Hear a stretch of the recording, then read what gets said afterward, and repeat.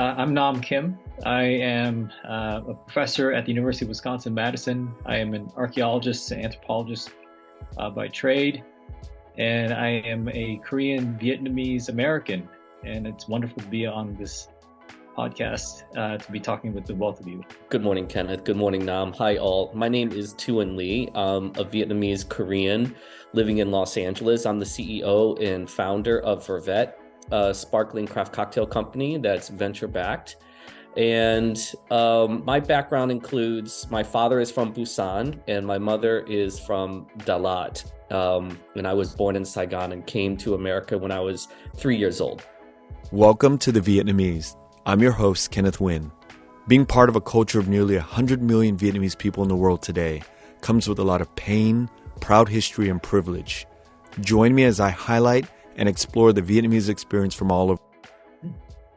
Thank you both. I've been waiting for months to get this interview with both of you going because there's a huge intersection between the Korean culture and the Vietnamese culture. And what more better way to have both of you representing both Korea and Vietnam on this podcast. There's so much to talk about. So thank you both for coming on. Thanks for having us. Thank you. So, Tuan, let me start by asking you, and then we'll go to Nam. Historically, do you know of any ancient relationships between Korea or Vietnam, or even modern day relationships between Korea and Vietnam?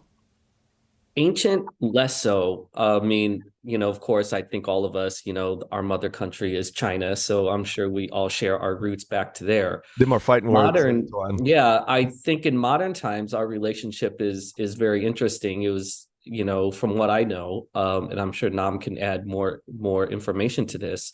But our relationship, I think last century was born out of the conflict in Vietnam, outside of the US government. Korea provided the largest military force in Korea. And that really was kind of the beginning of a more strategic, that was our strategic relationship, was to help the efforts of the South Vietnamese army as they were trying to unify the government, under their ideologies. And now in modern times, and from what I understand, Korea might be the top one or two largest foreign investor in Vietnam today. Yeah, it's true. Yeah. I can speak a little bit about the more ancient context. This is an area that I have some familiarity with. I mean, we can go very far back to something like 2,000 plus years ago and talk about maybe there wasn't a Vietnam or a Korea as we can see today, but we can see various communities in these areas that were impacted by interactions throughout these neighboring regions. And then the elephant in the room, as Tuan mentioned, is an emerging Chinese civilization and the various impacts that the imperial Qin dynasty, the Han, would have had on the Red River Delta area in northern Vietnam, in the Korean Peninsula. So there are lots of connections that we can trace back to that time period, probably interactions that traversed throughout the entire region across the seas. I think there's a very interesting historical episode from later, from the second millennium. So maybe it's something like the 13th century. There is a story of one of the princes of the Lee dynasty who was on a ship that may have been blown off course, may have over Korean shores by accident. That I think is debated. But from what I understand, the prince stays and actually maybe is welcomed by the local kingdom, the Koryo dynasty, maybe even participated in repelling some of the invasions by the Mongols. And from what I understand, descendants of that individual are still in Korea through today, and they trace their ancestry back. So they talk about their lineages. And so they're celebrated as very early diaspora of the Viet in other areas of Asia. And I think there are some relationships even right through to the 21st century. So they recognize this sort of historical lineage. And then, of course, Tuan was talking about all of the 20th century connections. I from my own personal history, there is a clear connection between the two because of conflicts that happened during the 20th century. Like I shouldn't exist. I shouldn't be here had it not been for those conflicts.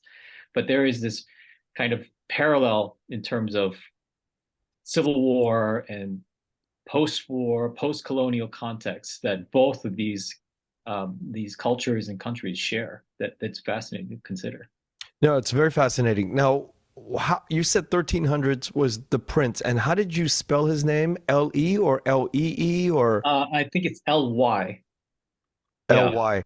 And does that have anything to do with L-E-E, if with the Korean last name, or did they keep it separate? I'm not clear about. I think that there might be some connections, simply because I from what I've read, one of those descendants, I believe, spells the name in the anglicized version L-E-E, but I don't know if in Korean or in other contexts if they're the same, if they have the same origin. There might be other Lees. And was there a big population, like, the way Genghis Khan, had produced all this offspring? Was there anything like that with this prince that came?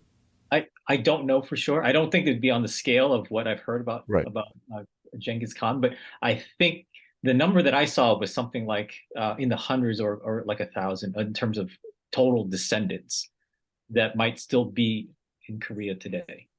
But this is all tangential information. I don't research this. It's just stuff that I've read in passing. Growing up, now, did you ever foresee this massive influx of Korean culture, Vietnamese culture to the West, to the way we are perceiving Korean culture and Vietnamese culture? Did you kind of like anticipate it coming? No. I mean, that's just a simple answer. No. Yeah. Growing up, it was all around me, right, in my household and in the communities that I lived in. But the kind of influence that I could not anticipate, I did not foresee. Yeah. In fact, it was the opposite. I felt as though we were very much on the fringe. I mean, I don't know if it's the same for you guys, but wherever I went, people would ask me, are you Chinese? Where are you from? That was sort of the assumption. Non-Asian communities, I should say, would ask that question. So it was almost a sort of relegation to a smaller category, or being invisible almost. So to see the way it's happening, the way it's transpired over the last decade or so, it's mind-boggling. Yeah. Tuan? Oh, absolutely. As a kid, I certainly was not optimizing my life towards a Vietnamese Korean golden age in the future in America. Of course, Vietnamese, let alone an Asian American golden age in America. No, absolutely. I learned real quickly in grade school and middle school, I better optimize my life towards, the larger group's definition of assimilation, really sort of adopting the existing and dominant culture, adopting their values, and adopting their likes, and upholding their aspirations. So that's what I was optimizing for. And it wasn't until later in the, probably my 20s in college courses when that was kind of when the seeds, were planted, and I was becoming passionate about, advocating for our community but in small ways. But even then, through my 20s, it was still very difficult and very challenging to be really strong and courageous about it. When I think of both of you and your cultural backgrounds, I think, what's better than one jet engine? Two jet engines. It's phenomenal. Like, to think of how far the Korean culture has come, and now the Vietnamese are coming up. What does that feel like for you both?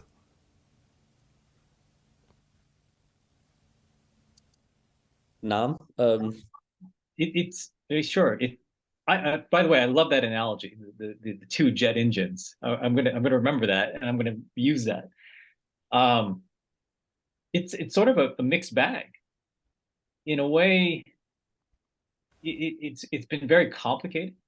I think, and this is probably the case for most people that are immigrants that come to a new adopted home country and have multiple backgrounds, multiple cultural backgrounds and ancestral roots in various places and connections still to these communities.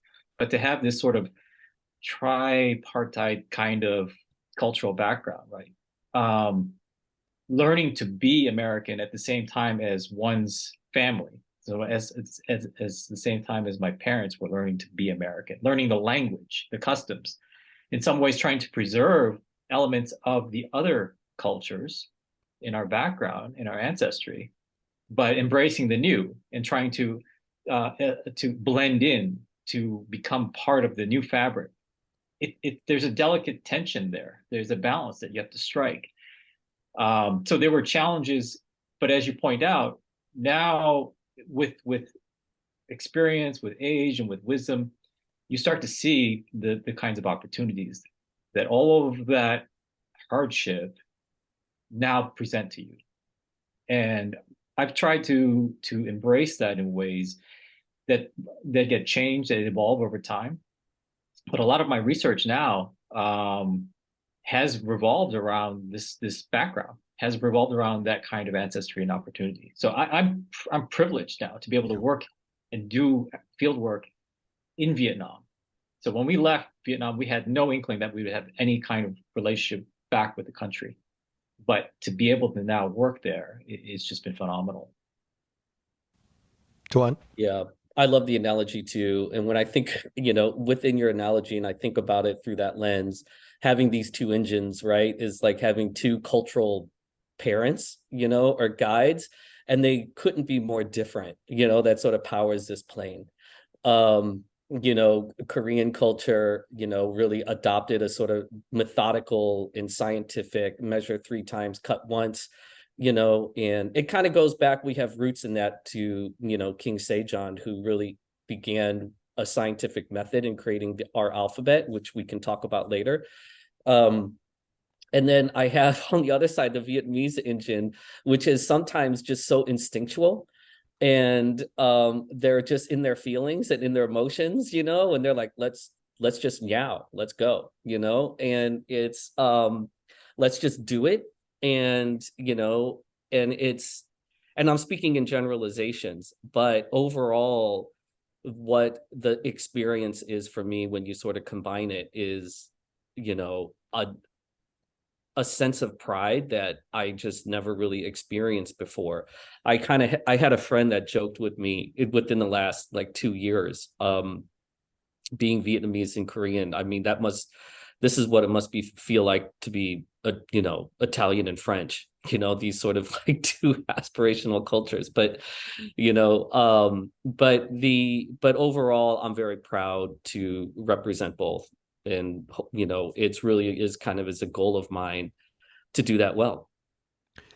Did you both grow up in households where you were able to witness the two cultures going back and forth, interacting, or sort of you weren't and you just kind of picked up the two cultures as a result of having friends that were all Korean or all Vietnamese?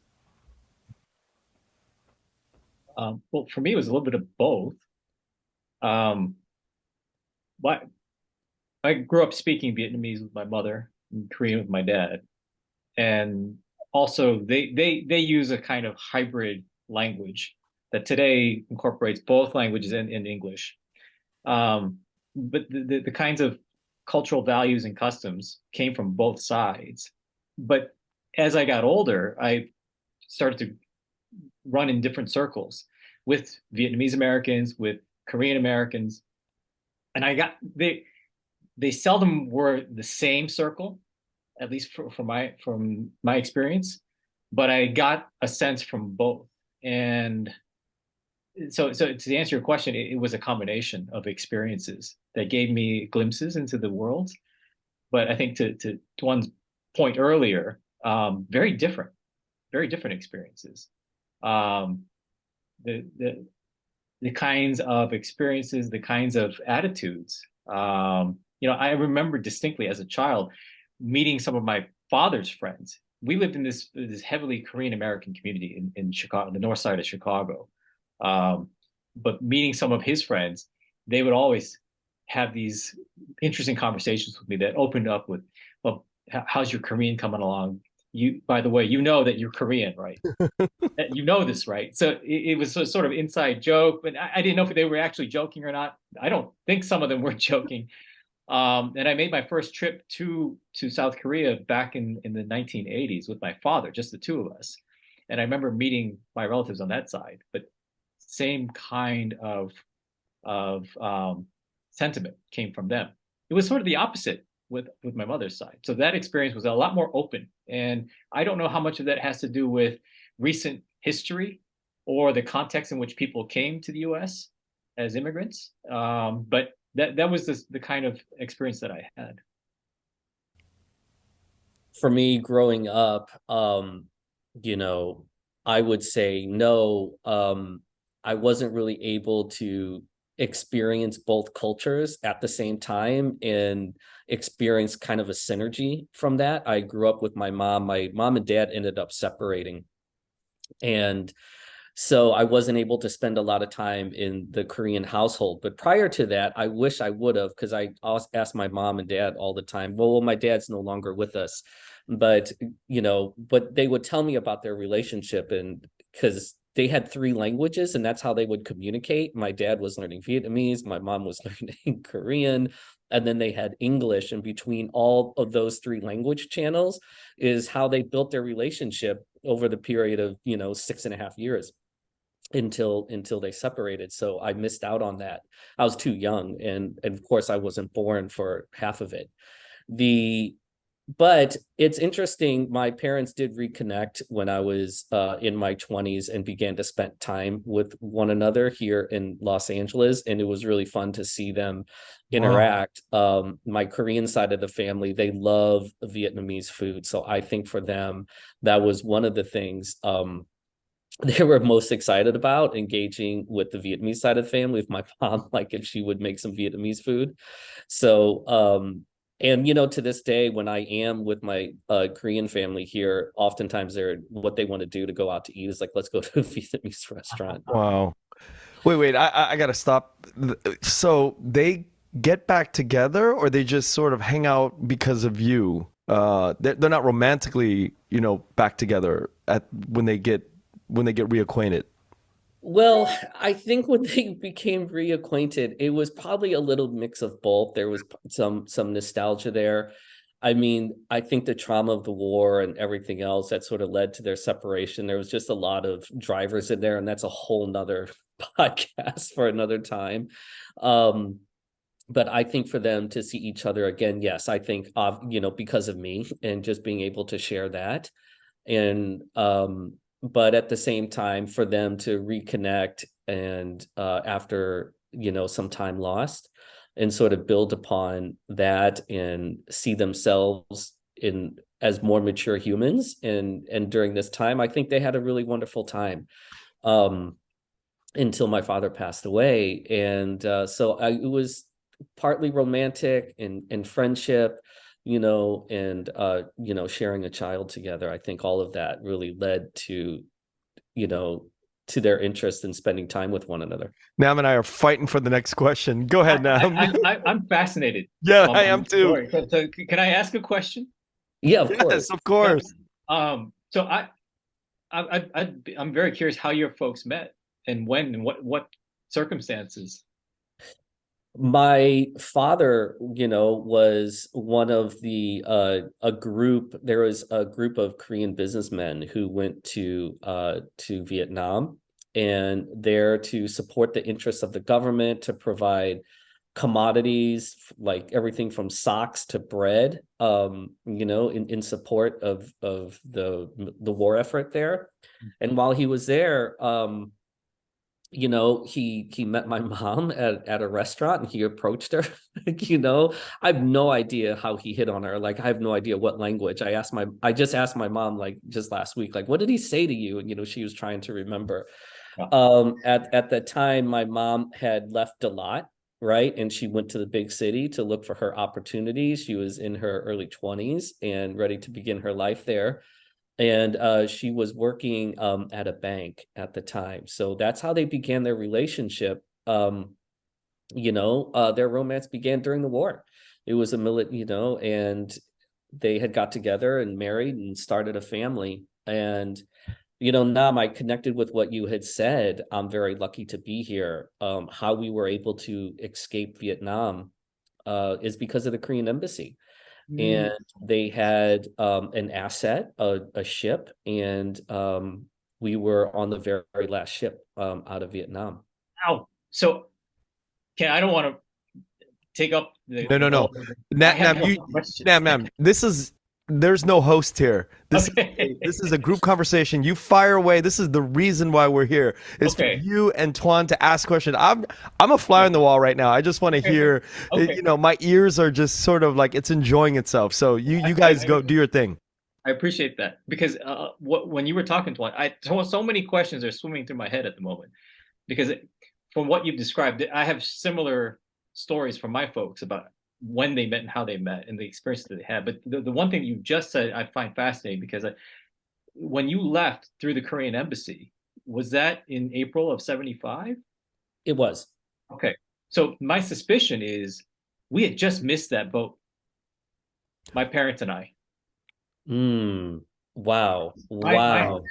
Okay, so I mean, I can go back if we want to talk about that further, about when he got to Vietnam. But so they got married in 73 in Saigon. And at that point, he'd originally come to work as a business person as well in Vietnam. But he ended up becoming part of or working with the Korean embassy. I think he was doing photojournalism for them. So he was very much in that world.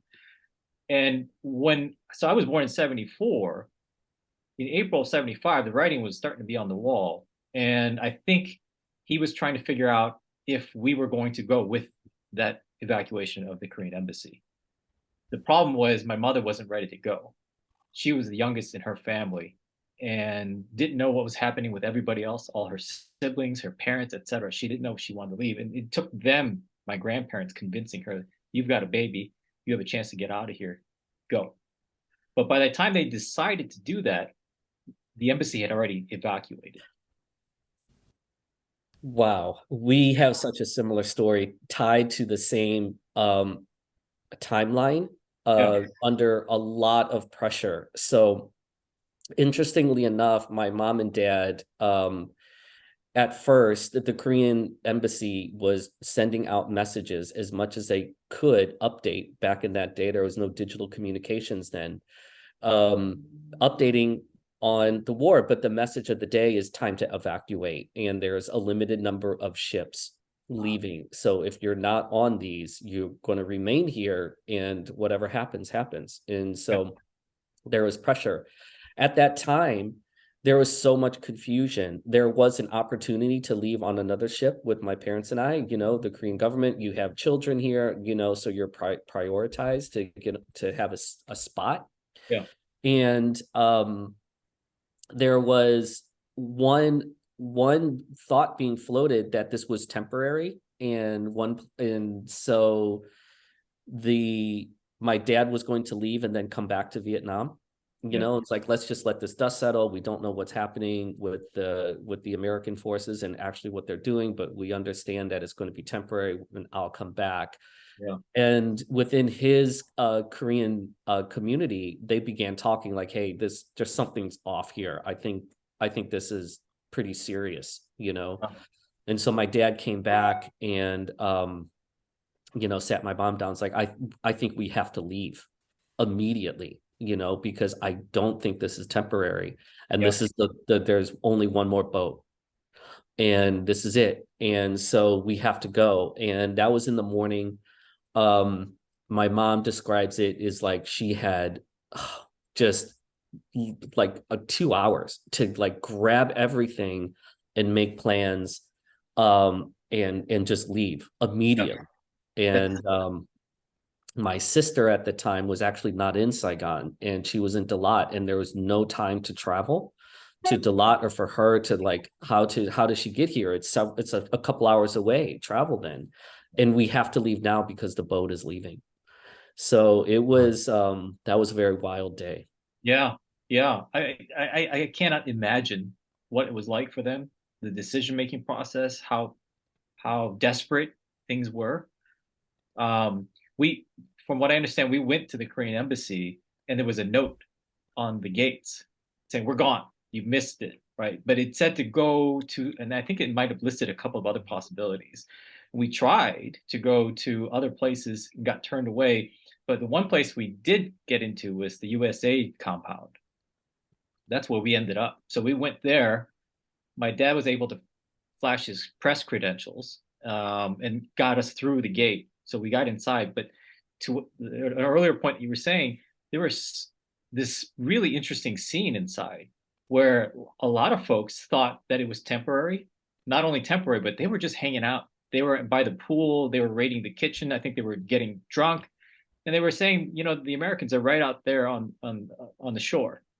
They're coming back. This is not over, right? We're going to be okay.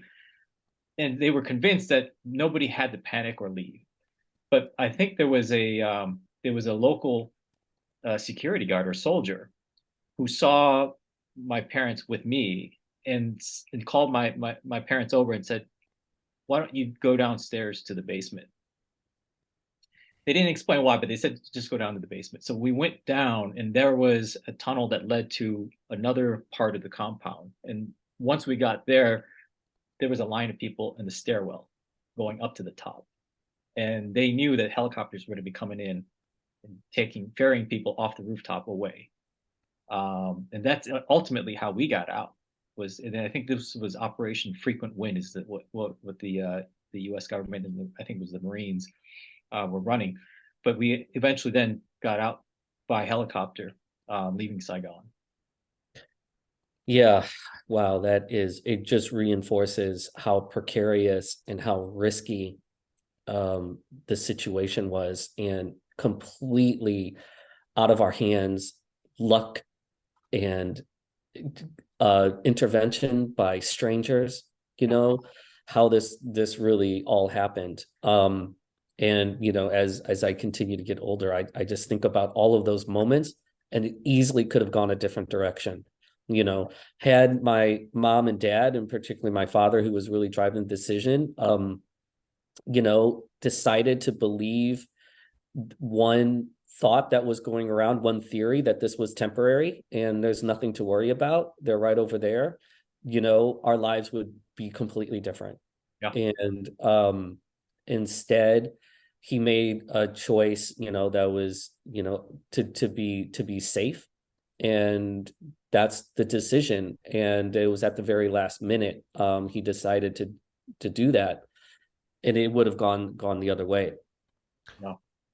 Tuan, you didn't grow up with your father, right? Like, how many years did you spend with him up until you met him again? Up until 3, we went to Busan after that, and we were received there. We were there for a very short amount of time, and that's where my parents separated.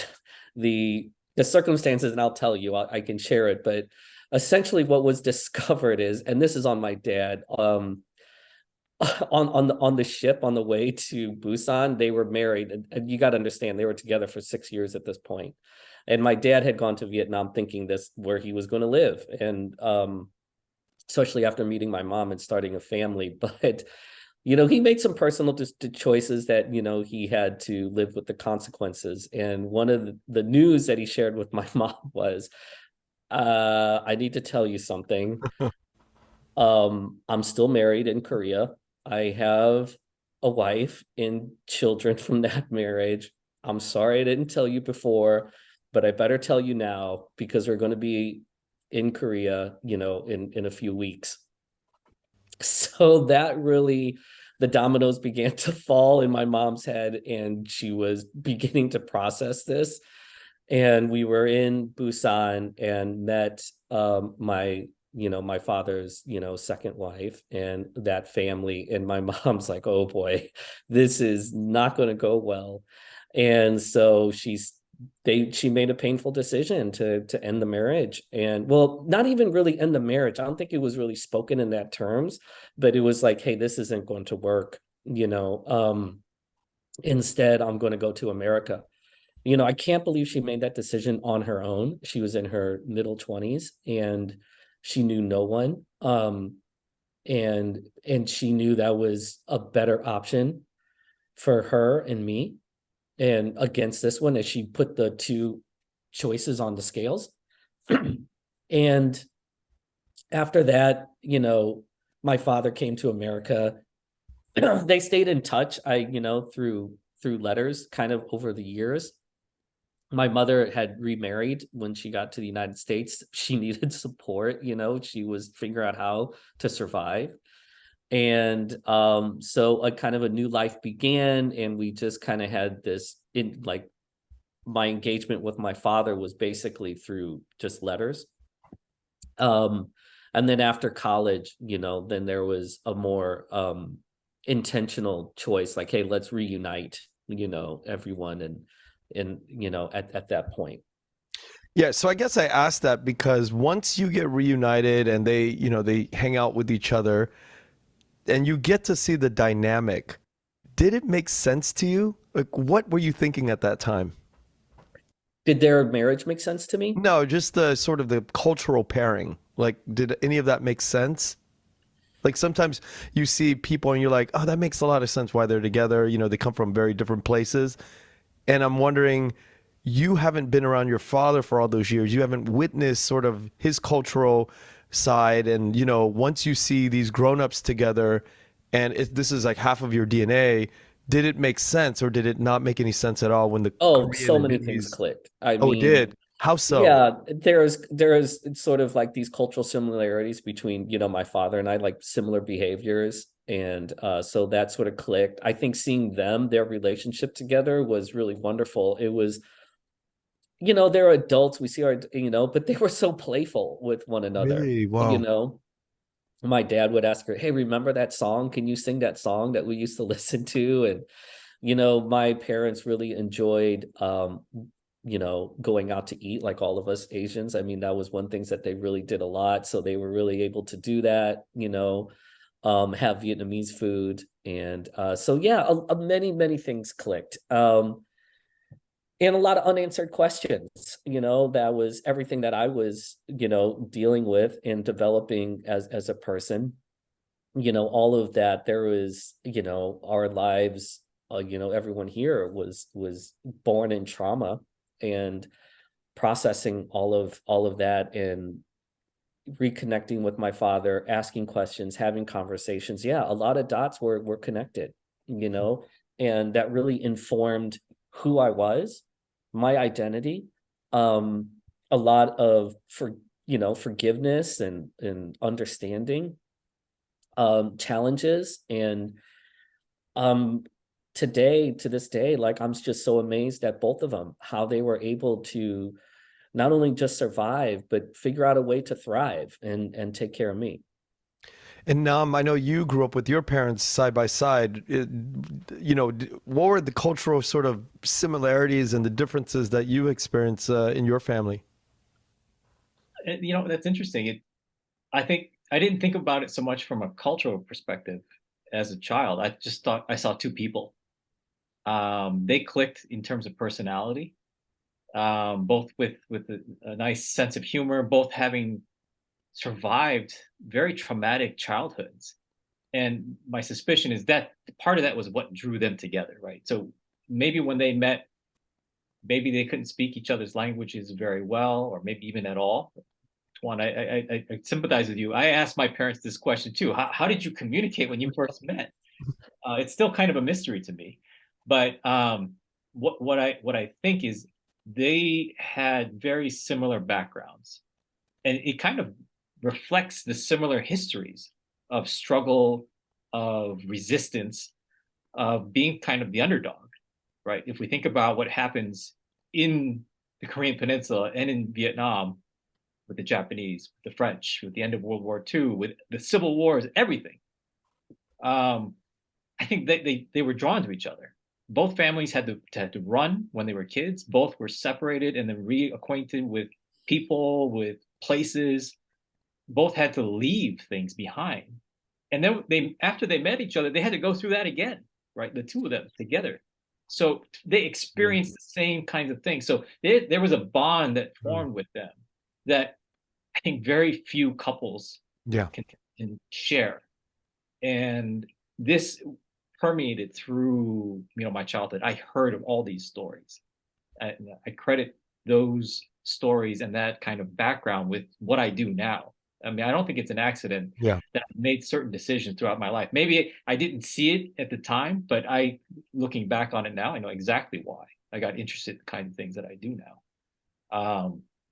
So I think that's what I saw mostly. I didn't see so much the Korean and the Vietnamese parts or the similarities and differences. What I saw were two people who shared this kind of life history, this experience. Wow, Nam, you really nailed it and expressed it so well. Kenneth, that is absolutely true. I think both of our fathers, I'm sure we're all aware here of the impact of the Japanese invasion and colonization. It left Korea so incredibly impoverished, not just financially, but morally and culturally. Because there, another topic, but there was a really systemic and methodical erasure of the destruction of Korean culture, books, monuments, everything, as the Japanese were trying to erase it all and replace themselves. But economically speaking, devastation. My father was so poor. It was so poor. And there was no opportunities in Korea. Food was scarce. And that was what drove him to Vietnam, to figure out how he can survive, And he had gone through this, and he's going into another country that was currently undergoing a struggle. And then for that to happen, yes, absolutely, here it is. Now I'm escaping and running again, although for different reasons. But these survival instincts, and that he was able to bring that into the relationship with my mom. Like, wow, here we go again. Yeah, it's eerily similar. Yeah. And I remember asking him about his childhood. He would tell me about how I don't know how old your father was or what year he was born, but my dad was born in the early 30s. So he was experiencing in his childhood the Japanese occupation. He had a Japanese name that was assigned to him. He wasn't permitted to speak Korean in school. And he was growing up in a very poor, impoverished environment as well. So his hometown was right up where the DMZ is now, near the 30th parallel. And after the Japanese exit the picture, he remembered vividly new powers coming into the picture, Soviets, the Americans, others. And then the borders beginning to form. And then when the conflict started, things just moving back and forth, these waves. And this was interesting for me to hear about because, in his words, everyone in the community didn't know what was going on exactly. They didn't know anything about the ideological basis for the new governments, the conflict that was about to start. They didn't know whose side they should be on. They started to not trust each other, their neighbors even, who might get reported to certain authorities and so forth. And he got separated from his family and then survived all of that, right? He was homeless, ended up as a refugee as a teenager, but then ended up fighting in the war too. But then to go from that environment to Vietnam, I remember asking him, how was it that you went to Vietnam? Why did you go to another place that was experiencing conflict and turmoil as well? And I don't know if he said it exactly in these words, but the sense I got from him was that felt like home to him. He was comfortable in that kind of chaotic environment. So when he was separated from family, his fellow soldiers and others in that environment, that became his de facto family, right? That was his surrogate family. And he became comfortable in that environment. So he had no anxiety about going to this place, albeit for business at that time in the 60s, but no reservations about it, despite the pleas of others to tell him, you shouldn't go. You shouldn't be there. Absolutely. Same with my father. My father was born in the late 1930s, so he also experienced, you know, Japanese colonization and the impacts that you described. And also the paranoia that you described too, where neighbors didn't really trust each other. It was sort of fear-based and scarcity mindset. And going to Vietnam was like, you know, was something familiar. And in his judgment, it's better than this, than what he was experiencing. And even though it was chaos in both countries, but the chaos in Vietnam, to him, had more opportunity, Yeah. Than in Korea. So it is, yeah, I think about that often, and you know, and what's in all of us, both of us, you know, you and Nam too, and I think all of us, even Vietnamese, like the ability to survive and really kind of what's in our cultural DNA, and how strongly tied that is to us today. Yeah. Yeah. I'm curious to hear about your grandparents and how they sort of interacted with their counterparts, the Korean counterparts, the Vietnamese counterparts, what it was like, if you knew, in the early days of their sentiments towards the in-laws, and what it is today. Well, I'll begin because it's short. The You know, my father's parents and my mother's parents never met. And my father had a very complicated relationship with his parents. So he didn't like to talk about it too much. And so I think there was, you know, some conflict and some generational, you know, areas where they just did not have a shared reality. Yeah. But my grandparents on both sides never met either. My father's father passed away when he was quite young. During the Korean War, he was separated from his mother. She ended up dying before he ever saw her again. Um, Now, in Vietnam, he actually did meet with my mother's parents. They were still around. She was, as I mentioned before, the youngest in the family. So she was the baby. She was Oot in the family. And they joke about this. I remember them telling me, as since I was a kid, how it took the courtship something like 3 or 4 years before he got acceptance. They were secretly dating, then they were openly dating, and they were recruiting brothers and other family members to see the value in him and all this stuff because the parents had issues. The joke was he was a foreigner, he was overweight and ugly, and they would have no future, right?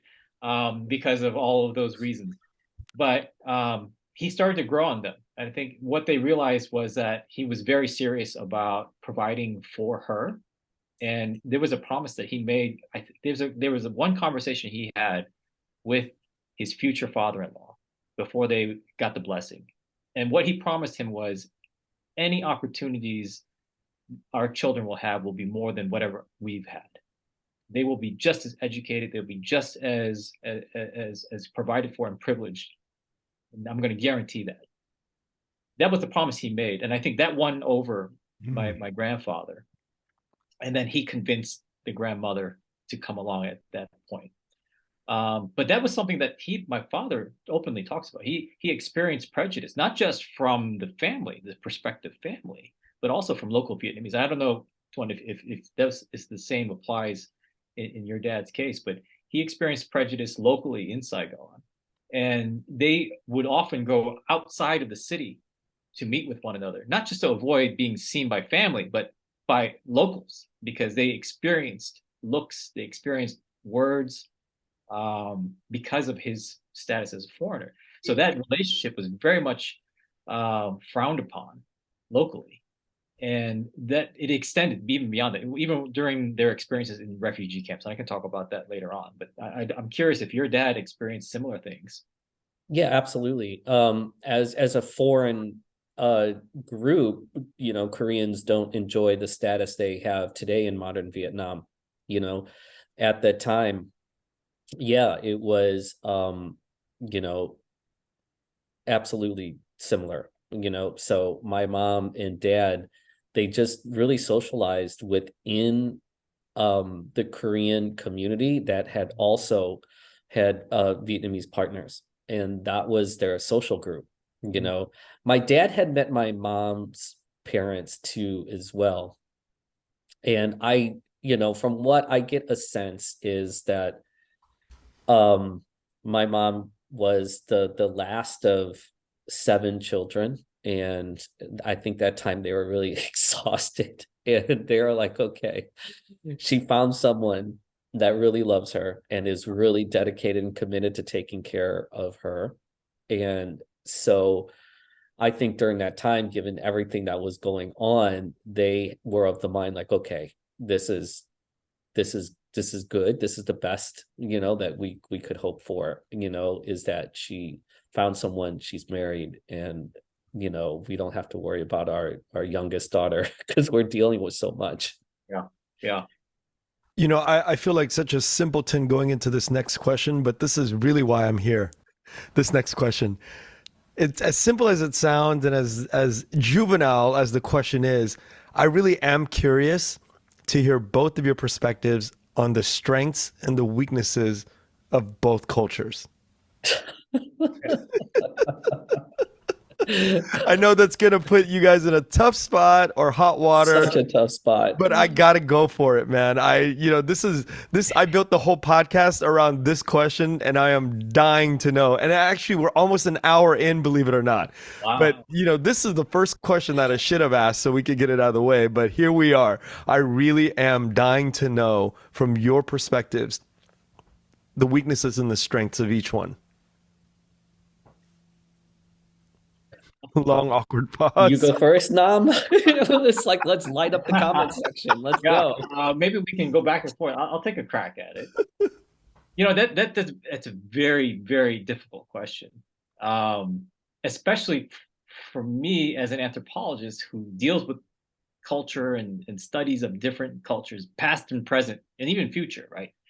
I'm kind of reluctant to make blanket generalizations. Yeah. However, to humor you as our illustrious host, one of the strengths that I see is, and it goes back to something that we were talking about earlier, is this sort of resilience, right, in terms of struggle.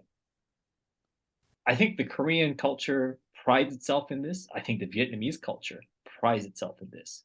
At least as many people as I've been able to meet and talk to, and what they've experienced in recent history. And when I say recent, maybe we're talking about the last century or so. But the struggle against adversity, against foreign powers and intervention, all this stuff, that kind of endurance of hardship, I think, is a common theme that I see in both cultures. Now, it's not restricted to just these two cultures. We can look all around the world and see all kinds of communities who talk about this or who feel that way. But there is a certain kind of pride, and I think there are certain terms even in some of these societies in Korean and Vietnamese culture that very explicitly talk about the ability to resist, the ability to endure all that pain, all that hardship, and they will cite all that recent history as evidence, as data for that characteristic, right? It's part of the society, part of the culture. So to me, that would be a strength. Yeah, you took the diplomatic approach first. I see what you did there, Tuan. Okay. I'll indulge. Okay, so the strengths and weaknesses, and generally speaking, for Korea, I would say is, you know, I think with anything, what drives success of any type of enterprise, large or small, is ops. Right, operations, I think is really, really great, and I think that's something Korea did an incredible job at, you know, going from the bottom GDP to where they are now, and how strong they are culturally, their cultural value. The internal operations of that company, led by the government, has done a really great job, right? And it's really protected internal efforts to let the internal entrepreneurs and creativity flourish to the strength that you see today. So they really do protect foreign intervention in the business community and cultural community in favor of what's happening inside the country. For example, in Vietnam, there's Maru chocolate, which is like, two white guys originally from France. That wouldn't happen in Korea, as to see that sort of profiteering sort of taking place and taking advantage of one of Vietnam's natural resources and cacao, and having the entire upside go to foreigners, right? So that wouldn't happen. And how that is sort of communicated and presented, all of that, that the PR and the cultural credit is well managed, by the country.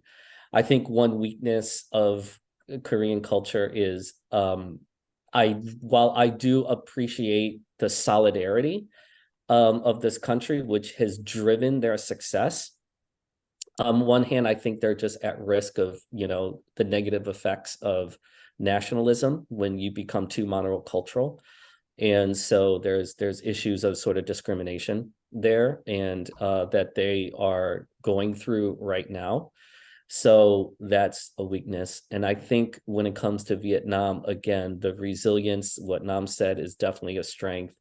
Vietnamese people, despite the horrific trauma, I cannot believe how warm and fun-loving they are, and driven to rebuild community, and so quick with just a smile and wanting to give back and have a sense of joy in their lives. Like I cannot believe, their energy when it comes to that.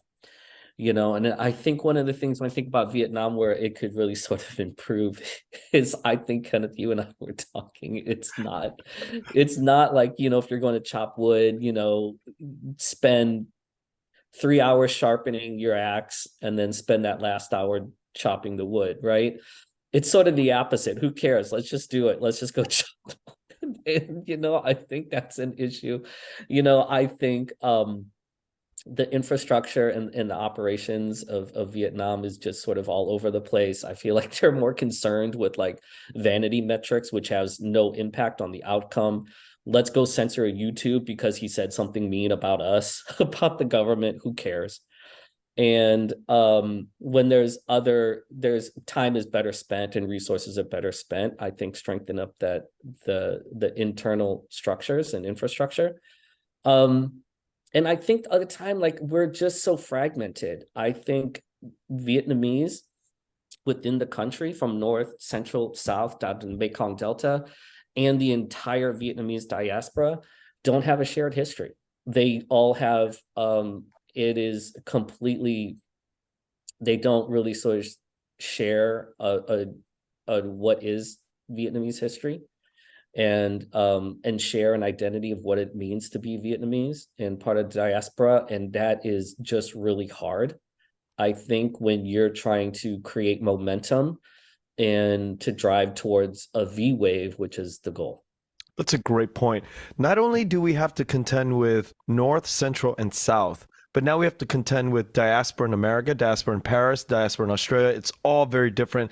And the shared history is very different. The perception of a shared history is almost non-existent. They all think that they're falling under the banner of Vietnam, but it's a million different wild parties here.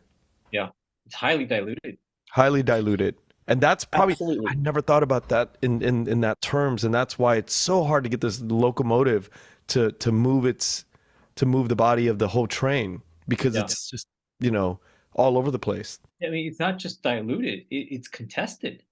Right. It's contested. It depends on who you talk to, where they come from specifically, where they might have hailed from, their views, not just about the longer term ancient past, but about the recent past. Right.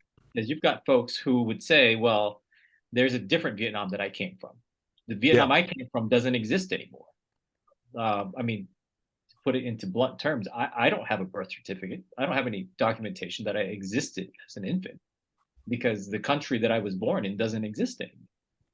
But the heritage is there. And I guess this gets into how it's a matter of dilution, but also very complex layers, because we can talk about shared ancestry and shared history, shared cultural values or language, customs, whatever the case might be, that permeates through many people of Vietnamese ancestry today, whether in the country or outside of it in various places around the world.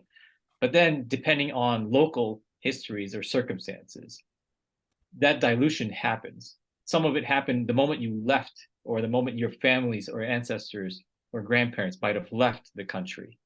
That happens in the new places that you are located now, whether you intend for it to happen or not. But because of that, that shared sense of what it is to be Vietnamese is highly diluted and potentially.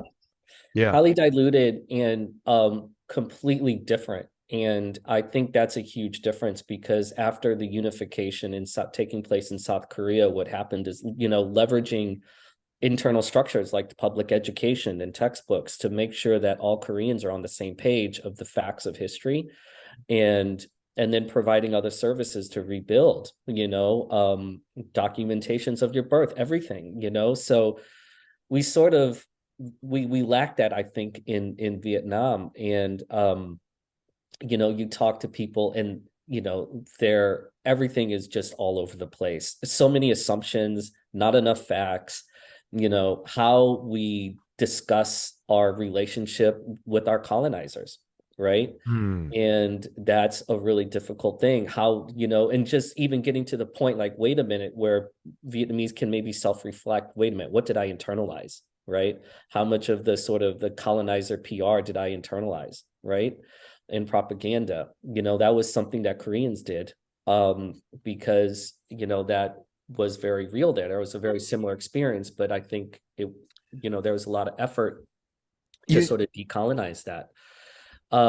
There's just a lot of things. I think how, Korea deals with immigrants, or AKA expats, and that's a whole nother conversation, like who gets entitled to be called expats and why are they not immigrants, and I think how, immigrants are treated and managed and in Vietnam is also very different too.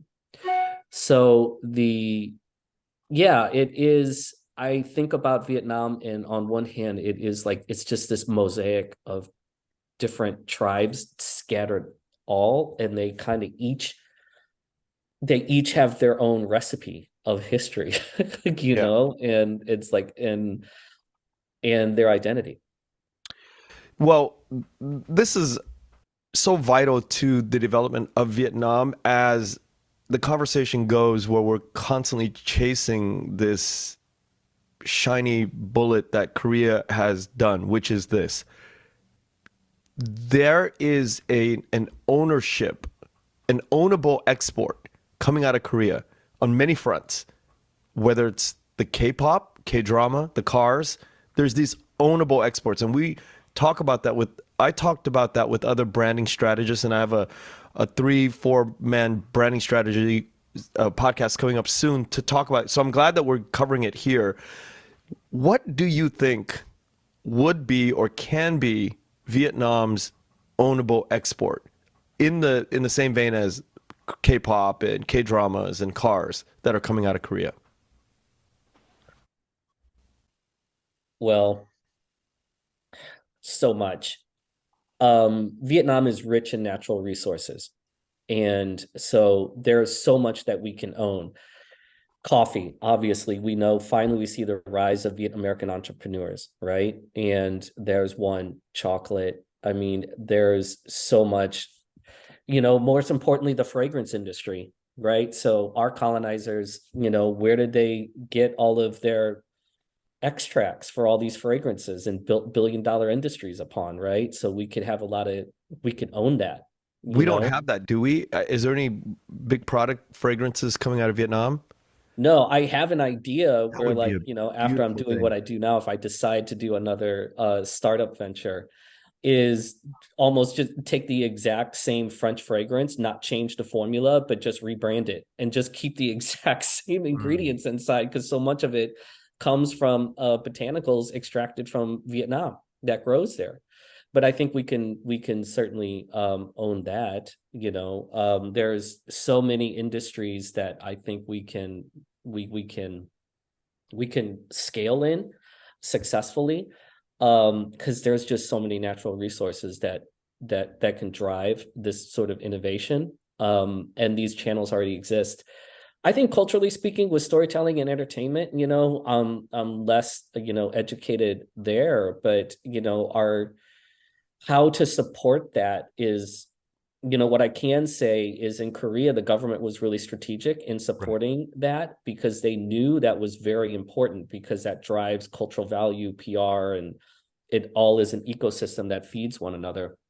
So I think that if that could be accomplished, that will allow all these incredible Viet creators, to rise. And I think if we can take that sort of censorship out, so there's a fear, that fear is removed from storytelling, I think that could really help too.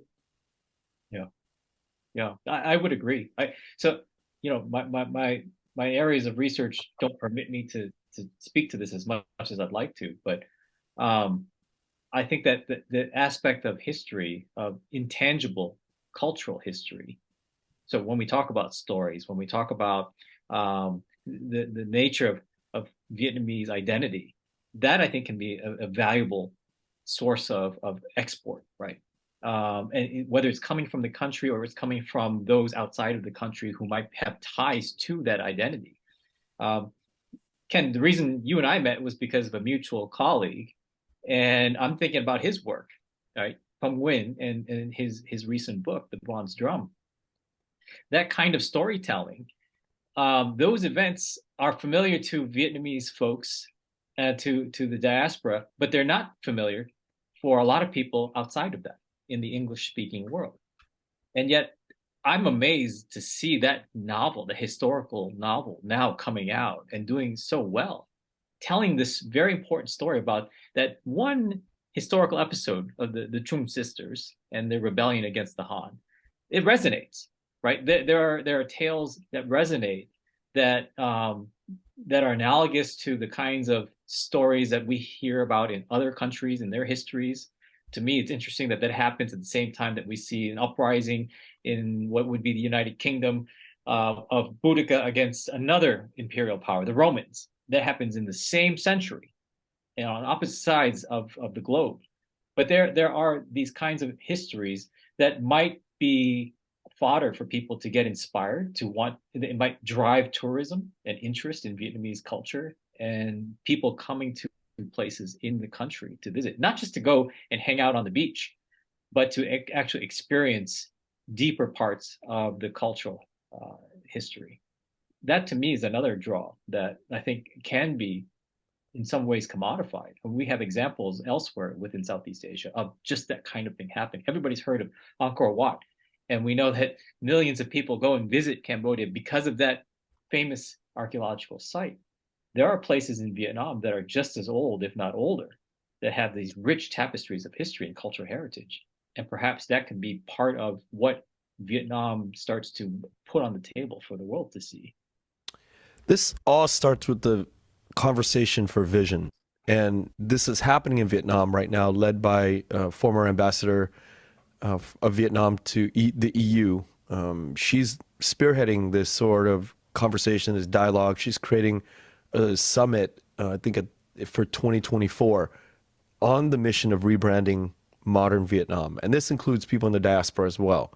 And her biggest task is to figure out, these branding strategists that I brought onto her to have her have dialogue, is talking about what is the ownable exports, what are the things that we can capture. And I think fragrance, what you brought up, Tuan, is a very interesting thing that we can, alcohol is being, these botanical gins that are being harvested from the people in the highlands and stuff like that. It's, we're at the cusp of the development of Vietnam, but we don't have what you brought up as well, both of you brought up, we don't have government intervention. We don't have the government help that the Vietnamese government lacked the vision to put their foot and their money where it counts. My God, absolutely. And that's just so important. You know why companies and startups fail? One of the biggest reasons is ops, lack of operational procedures and systems. And, information and support can flow, an exchange of information can flow freely and easily, and having all of that support is just so critical. And I think without that support, it's really going to be very difficult to Uphill. achieve the success that I think we're all defining here. Because there's so many ownable commodities and services that we can excel in, you know. And I think just what we just discussed here is just the tip of the iceberg. I'm Right. sure right after this podcast, we're going to all text each other, oh wait, and this, and this, you know. There's so much. And you know, I know that like there's, you know, in the fashion industry, textiles, right? Vietnamese silk, right? And it's beautiful how it's made. It's almost like soft leather. You know, when it's done, it's dyed in a natural process, black, and you know, it's the whole process is just so fascinating. There's so many things that we can scale, and I think without that operational support and resources that the government can provide, it's going to be really hard. So I have a question for both of you. I'm curious what you see as moving forward. That the question of ops, right? Is that something that the government is actively thinking about and recognizes as a potential gap and inviting folks? Because from what I've experienced, from what I've seen in going back to Vietnam now repeatedly for the past 15 years or so, almost 20 years, things are constantly changing. And I feel as though the amount and degree of foreign investment has just been increasing every time I go back. There's all kinds of development, all kinds of change. And I wonder how much of that is being welcomed and invited, and what we might anticipate moving forward. That's a great question. Let me start by answering this, that what they do is sometimes not public information. It's not something that they promote. And I think it has something to do with optics, where, well, we're a communist country. We don't want to seem like we're all about academic freedom or opening up our doors too far out, and then things will get a little out of control. But they do make the effort. For example, in the 90s, the prime minister at the time went to the East Coast and got a tour by, I think it was Larry Summers, which is the president at the time for Harvard. And they went up and down the coast, MIT, Yale, they went to all these, and they got to get a glimpse of how to sort of instill this idea of academic freedom, but they have to do it in a way where they can still manage and control the way that they manage and control the society. But they do make these trips, and they do put the effort in to kind of developing this. They have representation here in LA. I went to a Chamber of Commerce LA thing, and they brought in their biggest lieutenants for business from the government, and they mingled with the Vietnamese business community here in Southern California. That was a huge thing. So I'm slowly discovering that they're very active about it. They're just not public about it. Now, when you do that, especially in the 90s when they did that, they brought over a team of Harvard public policy people, I think from the Kennedy School, and they started to kind of like grow this movement with the government and the Kennedy School. And so they created a base for the Harvard public policy in Vietnam. That morphed into today's Fulbright. And so the roots of improving the country from these economic models and these ideas of the West, it is constantly being brought in, but it's not being, I don't think it's heavily publicized, because we would have all known about it, right? Like just regular people that are curious like us, we should know. And then recently they had some initiative to bring to light the idea of entertainment going back and forth, whether it's U.S. to Vietnam, Vietnam to U.S. They're really getting involved with the implementation of let's move artists back and forth and see where this takes us. So it's really happening, but the PR side of this is not, it's not where it should be. Yeah, you know, that's really, thank you for all of that education, Kenneth. And, you know, I think I think it's important while this really is happening, and these photo opportunities and these meetings are taking place, and that really sort of speaks to the PR and optics sides, what's happening publicly. What I care about, and I think what most of us care about, is the implementation, right? And so the call to actions that really come out of that, and make, because we will see the impact right now. I think right now, even like setting up business, it still feels like the wild, wild west there. The credit system, financial institutions, banking, just all of these important infrastructure items that really sort of needs to be in place. And speaking to what you're doing with the academic freedom and education is like, we need to see the real programs being meaningfully funded, the right people being installed, and that this is being taken, action upon strategically, and having real impact. Yeah. That, were you going to say something? Well, as you were both talking, a couple of other things occurred to me that I've seen, and I don't know if you're familiar or how much you know about it, but the last time I was there, and this is now 3 years after I was there because of COVID, I was there this past summer. I noticed a lot of electric cars on the road that I had not seen at all. And I started to do a little bit of digging. I come to find out, I think it's a local Vietnamese company that is producing these cars. And actually that is, I think they're hoping to, they're aspiring to expand outside of the country as well. They're here. No, they're here. Oh, they're here. VinFast is everywhere. Oh, VinFast in California, all the big malls have a storefront. do they? Just like Tesla, Century City Plaza here in LA, South Coast, you name it. They have, I think, 50 locations, distributors, locations. So they're here. Wow. Yeah, so I live in the Midwest. I don't see them here. I'm insulated, but that to me is fascinating to think about. I didn't anticipate having to see that or being able to see that.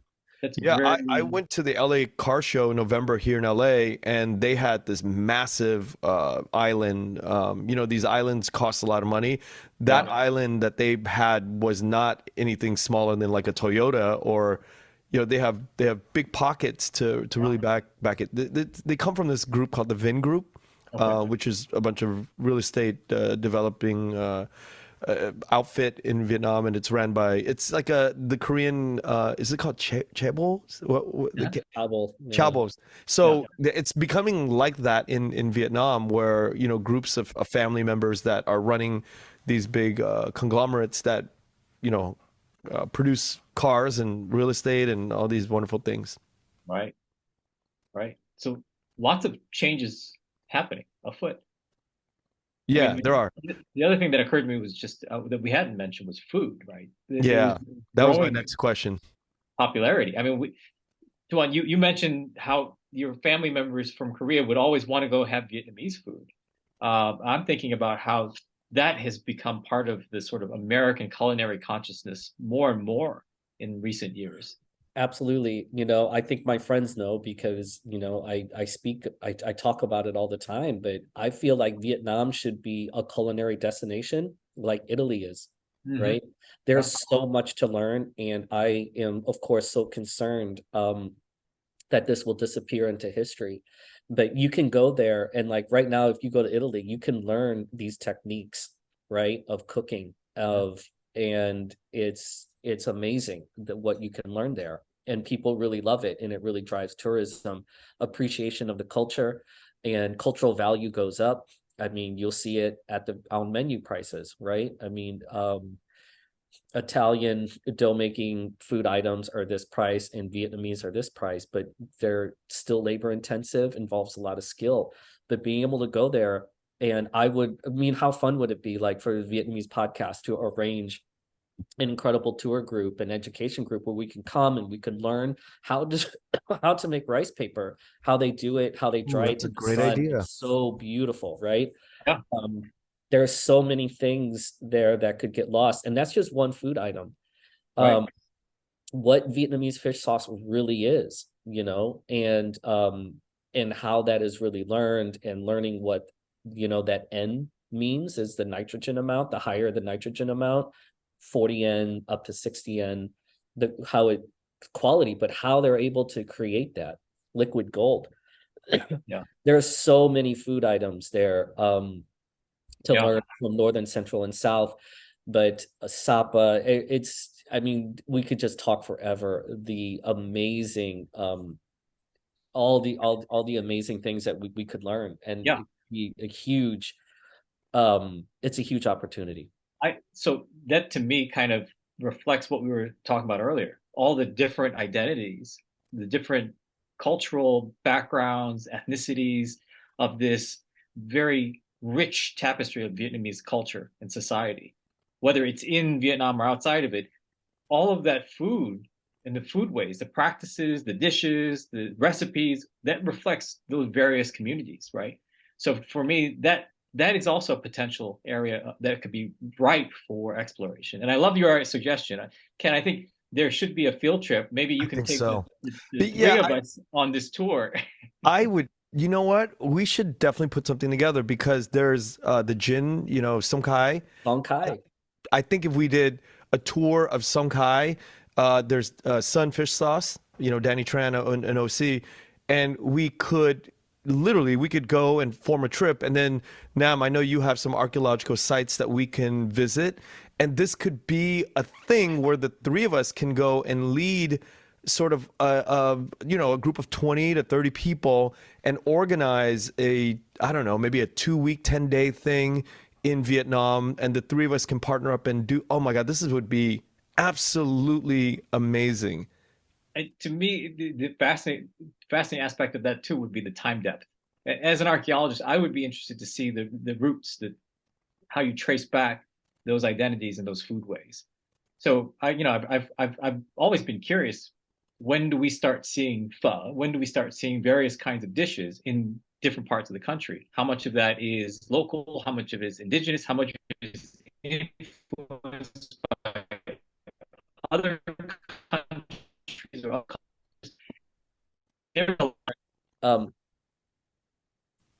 fresh rice noodles, right? For our pho.